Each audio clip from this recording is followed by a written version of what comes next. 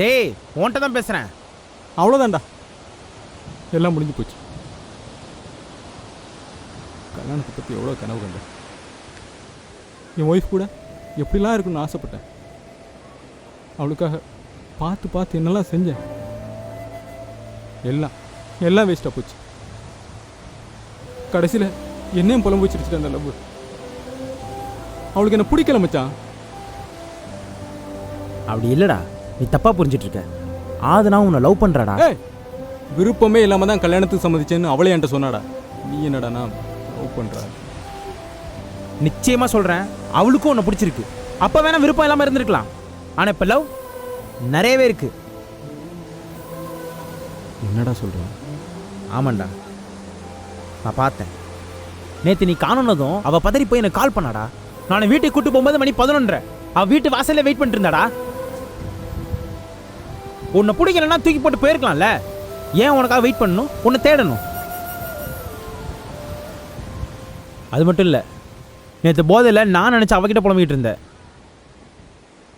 அவளால் தான் நீ குடிச்சுன்னு தெரிஞ்சோன்னே அவள் எவ்வளோ அழுதா தெரியுமாடா? அழுதாளா? ம்.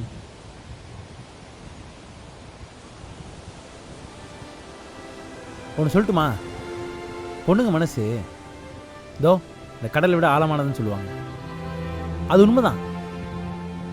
ஒரு பொண்ணு அவன் மனசில் இருக்கிறது அவளாக வெளில சொல்கிற வரைக்கும் நம்மளால் அதை கண்டே பிடிக்க முடியாது. எத்தனை பொண்ணுங்க அவன் எக்ஸ்லவை பற்றி ஹஸ்பண்ட் கிட்ட சொல்லியிருப்பாங்கன்னு நினைக்கிறேன். சொல்லாமல் மறைக்கிறது அவங்க தப்பு இல்லை.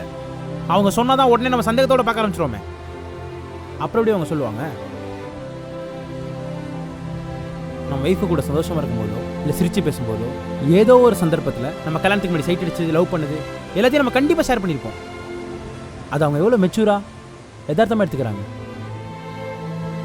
அவ்வளோ ஏன் ஹஸ்பண்டோட லவ் ஃபெயிலியரை புரிஞ்சுக்கிட்டு அதுலேருந்து அவங்கள வெளில கொண்டு வந்த பொண்ணுங்க எத்தனையோ பேர் இருக்காங்க. ஆனால் நம்ம பசங்க மட்டும் ஒய்ஃபுக்கு ஒரு லவ் இருந்ததுன்னு தெரிஞ்சதுன்னா ஏதோ வாழ்க்கையை போன மாதிரில யோசிக்கிறாங்க. நமக்கு எவ்வளோ கெட்ட புத்தியில்.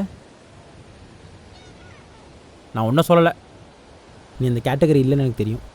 பொதுவாக சொன்னேன். டேய், நான் உனக்கு கேட்பேன், மறைக்காம உண்மையை சொல்கிறியா?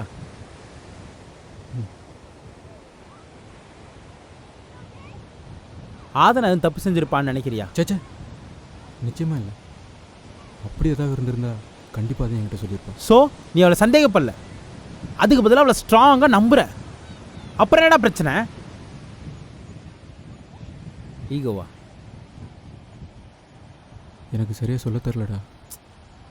பாரு, மனசு விட்டு பேசினா தீராது, பிரச்சனையும் கிடையாது. போய் ஆதனை கிட்ட பேசு, எல்லாம் சரியாயிடும். ஆனால் ஒன்றுடா, எந்த ஒளிவு முறையும் இல்லாமல் எல்லா விஷயத்தையும் ஹஸ்பண்ட் கிட்ட ஷேர் பண்ணுற பொண்ணு கிடைக்க கொடுத்து வச்சிருக்கா மச்சான். ஒன்றை மாதிரி